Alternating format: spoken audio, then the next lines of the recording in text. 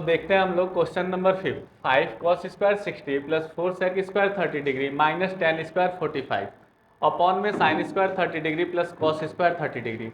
अब इसमें हमें सॉल्व क्या करना है, तो मैंने बताया था जब भी फ्रैक्शन हो तो ऊपर वाले पार्ट को अलग कर लो, डिनोमिनेटर को अलग कर लो। तो 5 cos square 60 plus 4 sec square 30 degree minus 10 square 45 degree. अब इन सारे की वैल्यू पुट कर दो। 5 को एज इट इज लिख दो।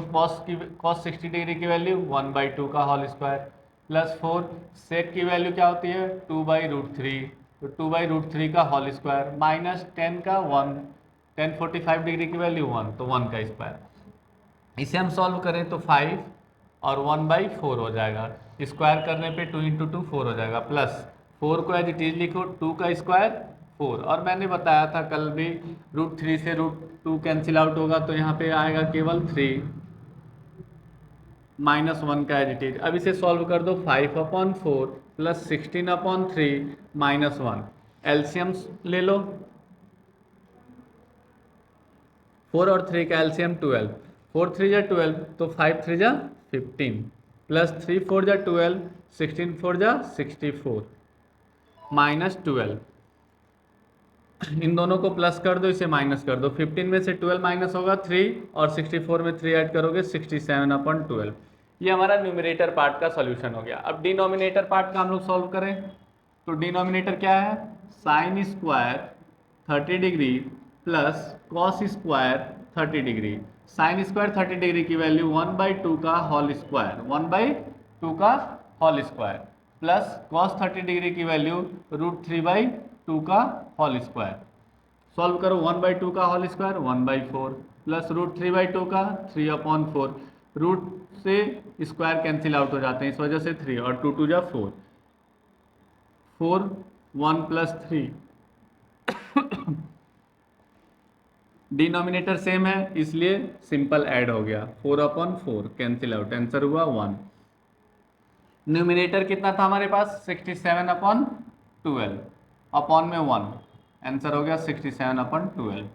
ये हो गया आंसर। अपॉन 1 का कोई मतलब नहीं है, तो ये आपका आंसर आ गया। क्लियर। क्वेश्चन सेकंड का फर्स्ट पार्ट करते हैं। इसमें आपको ऑप्शन गिवन है, ऑप्शन सेलेक्ट करने हैं। तो सबसे पहले हम इसे सॉल्व कर लेते हैं कि ऑप्शन कैसे निकालेंगे। 2 एज इट इज लिखो। 10 30 डिग्री की वैल्यू 1/√3 अपॉन 1 प्लस 1/√3 का होल स्क्वायर 2/√3 हो जाएगा और डिनोमिनेटर में 1 प्लस 1/3 हो जाएगा। ये देखने में कॉम्प्लिकेटेड लगता है, इसी वजह से मैं न्यूमरेटर को अलग करता हूँ, डिनोमिनेटर को अलग करता हूँ। न्यूमरेटर और डिनोमिनेटर दोनों को अलग करता हूँ। तो आप क्या करो 2/√3 न्यूमरेटर को एज इट इज छोड़ दो। यहाँ पे आपको क्या करना है एलसीएम लेना है। एलसीएम लोगे तो क्या हो जाएगा 3, तो 3 + 1। अब ये सॉल्यूशन हो गया आपके पास 2/√3 मल्टीपल, इसे रेसिप्रोकल कर दो 3/4, 2 2 जा 4।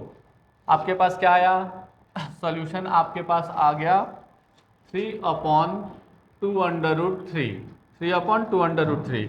इस सिचुएशन में आप क्या करोगे रेशनलाइज करोगे। जैसे ही डिनोमिनेटर में अंडर रूट आ जाए तो आप रेशनलाइज कर सकते हो। मन करे तो ये 2 लो, नहीं लो फिर भी चलेगा काम आपका। क्लियर, इससे कोई दिक्कत नहीं है, नहीं भी लोगे तो चलेगा।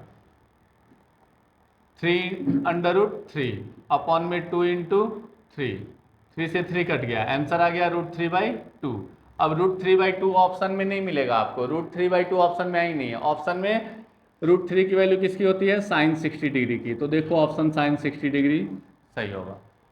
क्वेश्चन सेकंड का सेकंड पार्ट, इसे भी सॉल्व करते हैं। 1 माइनस 10 45 डिग्री की वैल्यू 1 होती है और स्क्वायर अपॉन में 1 + 1 का स्क्वायर, 1 - 1 अपॉन में 1 + 1, 1 - 1 0 अपॉन में 2, आंसर हो गया 0। ये हो गया आपका ऑप्शन ट्रू।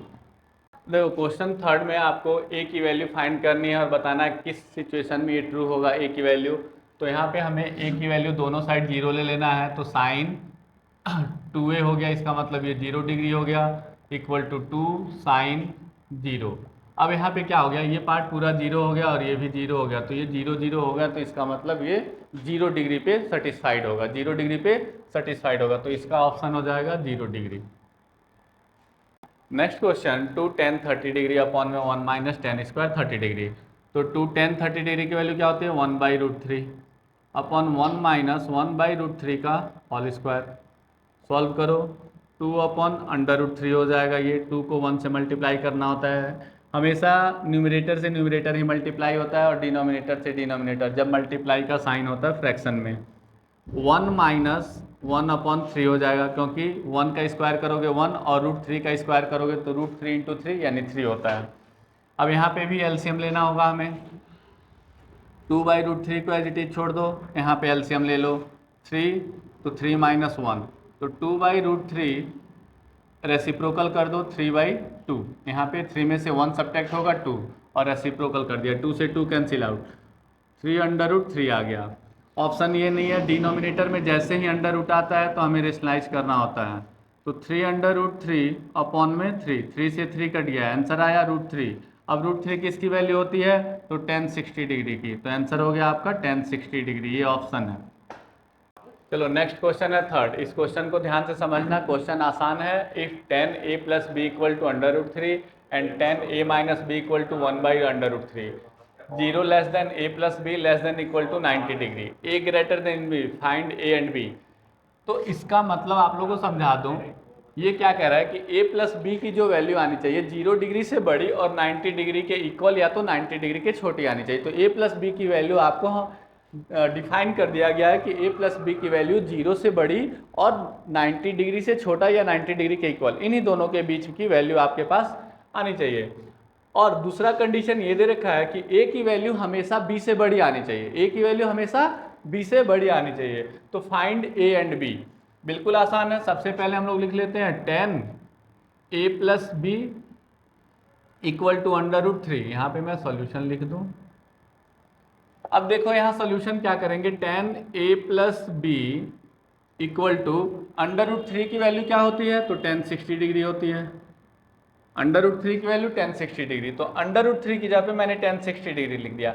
tan से tan कैंसिल आउट हो जाते हैं, a + b = 60 डिग्री आ गया हमारे पास, इक्वेशन फर्स्ट बन गया।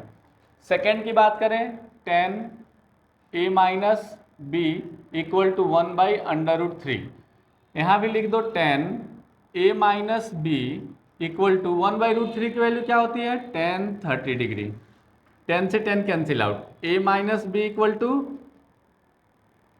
30 डिग्री, ये हो गया इक्वेशन सेकेंड। अब यहाँ पे लिख देंगे adding equation first and second, first और सेकेंड को ऐड कर दो। तो a + b = 60 डिग्री लिखो, a - b = 30 डिग्री लिखो। ऐड करो, a और a ऐड होके 2a + b - b दोनों सेम है, कैंसिल आउट, यहाँ पे 90 डिग्री। अब यहाँ से लिखो 2a = 90 डिग्री, a = 90 अपॉन में 2, 45 डिग्री। a की वैल्यू आपके पास कितनी आ गई 45 डिग्री। अब लिख दो putting the value of a in equation. आपको जिस इक्वेशन में मन करे फर्स्ट और सेकंड, जिसमें मन करे उसमें पुट कर दो। मेरा तो मन वही a - b में है, तो a - b = मैंने 30 डिग्री लिख दिया। a की वैल्यू कितनी है 45 डिग्री, तो 45 डिग्री माइनस b = 30 डिग्री, तो -b = 30 - 45 डिग्री, तो -b = -15, माइनस से माइनस कैंसिल आउट, तो b = 15 डिग्री। ये हो गया आपका सोल्यूशन। अब देखो यहाँ पे क्या कह रहा है, a + b की वैल्यू 0 से बड़ी और 90 से छोटी आनी चाहिए। a की वैल्यू कितनी आई है भाई 45, b की वैल्यू 15, 45 और 15 को ऐड करते हैं तो 60 आएगा। कंडीशन ट्रू है, यानी हमारा क्वेश्चन सही है। दूसरा, a की वैल्यू b से बड़ी होनी चाहिए। ये देखो a की वैल्यू 45 डिग्री और b की 15 डिग्री है, ये भी कंडीशन ट्रू है, यानी क्वेश्चन सही है। अब देखो ट्रू फॉल्स क्वेश्चन है, sin a + b = sin a + sin b, ये ट्रू है या फॉल्स है। तो हम सबसे पहले लेट कर लेते हैं, लेट sin a की वैल्यू को हम 30 डिग्री लेट कर लेते हैं, a = 30 degree and b = 60 degree.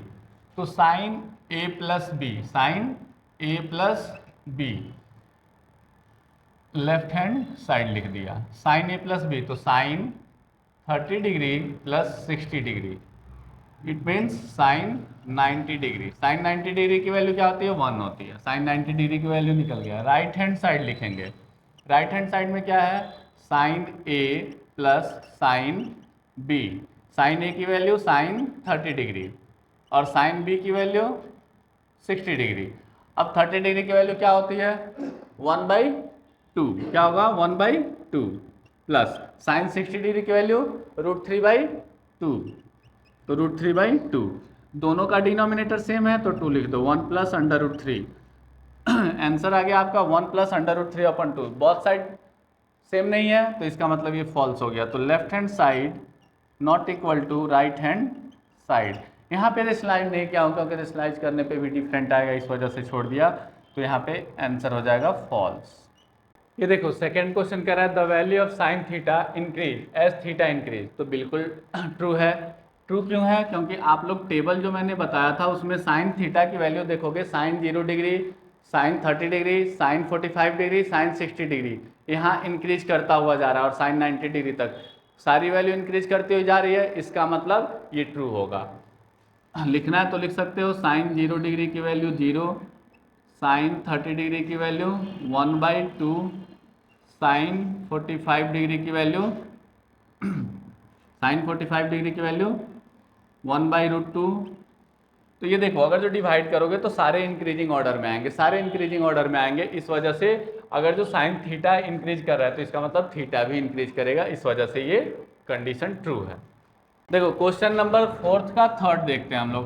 Question number 4 का थर्ड सेम ही क्वेश्चन है, बस साइन थीटा की जगह पे कॉस थीटा लिख दिया गया और बोला गया cos theta increase as theta increase, as theta increase. तो ये फॉल्स हो जाएगा। ये क्या हो जाएगा? फॉल्स हो जाएगा। क्यों होगा?